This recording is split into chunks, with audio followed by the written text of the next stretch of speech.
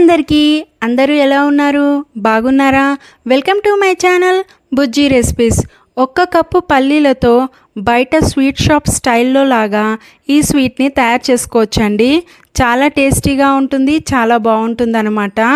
మీరు తక్కువ ఖర్చుతోనే ఇంట్లో ఇలా ఈజీగా స్వీట్స్ తయారు చేసుకోవచ్చు. సో ఈ స్వీట్ తయారు చేసేటప్పుడు ఒక చిన్న మిస్టేక్ జరిగింది. ఆ మిస్టేక్ ఏంటో నేను లాస్ట్లో చెప్తానన్నమాట. దయచేసి ఈ వీడియోని స్కిప్ చేయకుండా ఎండ్ వరకు చూడండి. ముందుగా దీని ప్రాసెస్లోకి వెళ్ళిపోదాము. ఫస్ట్ స్టవ్ మీద ఒక కడాయి తీసుకొని అందులో 1 కప్ పల్లీలు వేసుకోవాలండి. అది స్లిమ్ మంట మీద ఆ పల్లీలని దోరగా వేయించుకోవాలన్నమాట. ఆ పొట్టు అనేది ఊడిపోవాలి. ఆ విధంగా స్లిమ్ మంట మీద వేయించుకుంటేనే పల్లీల టేస్ట్ అనేది బాగుంటుంది. లోపటిదాకా గింజ అనేది వేగి మంచి టేస్ట్ వస్తుందన్నమాట. లేకపోతే పచ్చి పచ్చిగా ఉంటుంది. సో అది చల్లారబెట్టుకొని పొట్టంతా తీసేసి ఇలా రెడీ చేసుకొని పెట్టుకోవాలన్నమాట. తర్వాత వీటిని ఒక మిక్సీ జార్లో వేసుకొని మెత్తగా పౌడర్ లాగా చేసుకోవాలి ఇక్కడ చూపిస్తున్న విధంగా. ఇప్పుడు అదే కడాయిలో 1/4 కప్పు షుగర్ని తీసుకున్నానండి. మీకు కావాలంటే 1 కప్ తీసుకోవచ్చు. 1 కప్ పల్లీలకి 1/4 కప్పు షుగరు మైల్డ్గా సరిపోతుంది అనమాట. మరీ తీపి ఎక్కువ కాకుండా నార్మల్గా సరిపోతుంది. తర్వాత ఆ 1/4 కప్పు షుగర్కి 1 కప్ వాటర్ వేసి యాలకుల పొడిని అందులో వేసాను అనమాట. వేసి అది కొద్దిగా మరగనివ్వాలి. ఆ చక్కెర కరిగేంత వరకు మరగనివ్వాలి. ఇప్పుడు ఇది స్టిక్కీగా అయ్యిందో లేదో చూద్దాము. స్టిక్కీగా అయ్యిందనమాట. కొంచెం స్టిక్కీగా అవ్వగానే ఇందులో ముందుగా మనం గ్రైండ్ చేసుకొని పెట్టుకున్న పల్లీల పొడిని వేసుకోవాలన్నమాట. ఆ పల్లీల పొడి అందులో వేయంగానే కాస్త ఉండలు అవుతుంది. అది ఉండలు కట్టకుండా మొత్తం అంతా బాగా ఉండల్ని కరగదీసుకుంటూ మనం కలుపుకోవాలన్నమాట. మంచిగా ఉండలు లేకుండా కలుపుకోవాలి అది మొత్తము.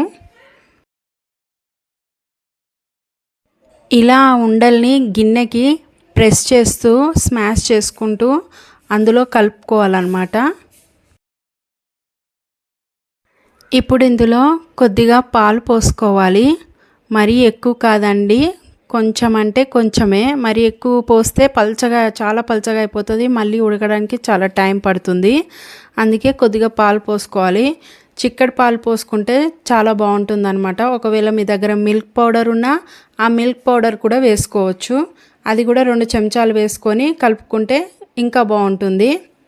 ఇక్కడ చూపిస్తున్న విధంగా కొద్దిగా స్లిమ్ మంట మీద లేదా మీడియం మంట మీద మీడియం టు స్లిమ్ మంట మీద ఇదంతా బాగా కలుపుకోవాలి.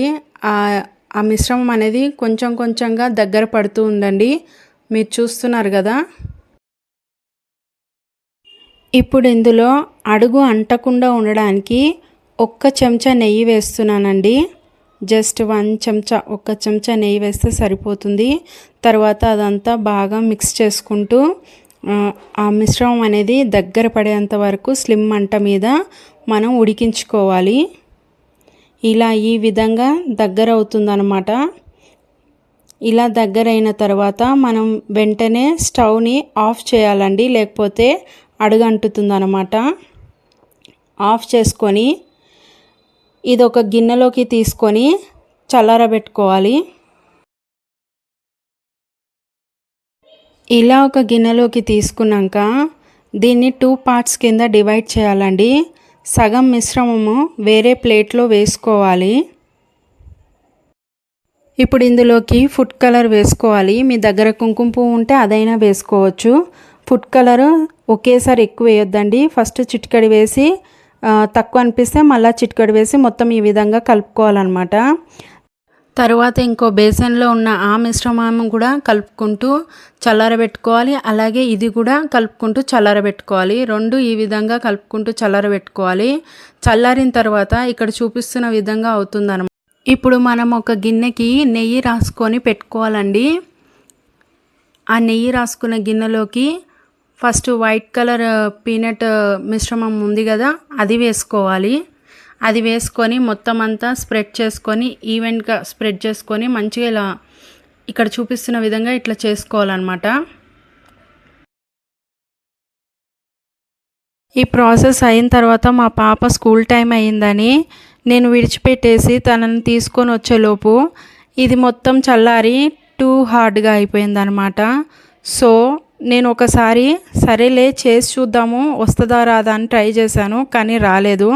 సో మళ్ళీ ఈ ఆరెంజ్ కలర్ మిశ్రమంలో అర చెంచా పాలు వేసి మొత్తం కలుపుకొని మంచిగా వైట్ కలర్ పీనట్ మిశ్రమం మీద మంచిగా నేను అద్ది మంచిగా ఆ స్వీట్ షాప్ స్టైల్లో షేప్ లాగా వచ్చేటట్టుగా నేను చేసుకున్నాను. మీకు కనుక నేను చేసిన మిస్టేకే మీరు చేయకూడదని మీకు ముందే చెప్తున్నాను అనమాట.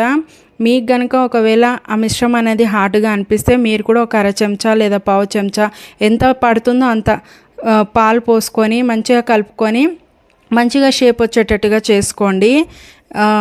అంతే అండి. ఇక్కడ చూపిస్తున్నాను మీకు, ఇదనమాట ఇంత హార్డ్గా వచ్చింది. సో అదంతా ఆరెంజ్ కలర్ మొత్తం తీసేసి మళ్ళీ కొన్ని పాలు కలిపాను.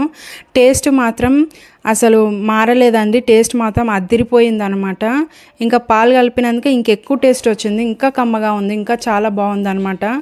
మరి గుమ్మడి గింజలతో నేను ఈ స్వీట్ మీద నేను గార్నిషింగ్ చేసుకున్నాను. ఒకవేళ మీ దగ్గర పిస్తా ఉంటే దాంతో అయినా గార్నిషింగ్ చేసుకోవచ్చు అనమాట. ఈ చిన్న మిస్టేక్, నేను చెప్పాల్సిన మిస్టేక్ ఇదే అనమాట. సో మిస్టేక్ చేసినా కూడా అవుట్పుట్ మాత్రం అదరగొట్టేశాను. చాలా బాగుంది, టేస్ట్ కూడా ఏం తగ్గలేదు, ఇంకెక్కువ పెరిగిందనమాట, ఇంకా బాగుందనమాట. అంతే అండి. ఈ రెసిపీ కనుక మీకు నచ్చినట్లయితే నా రెసిపీని, నా వీడియోస్ని లైక్ చేయండి, షేర్ చేయండి, నా ఛానల్ని సబ్స్క్రైబ్ చేసుకోండి.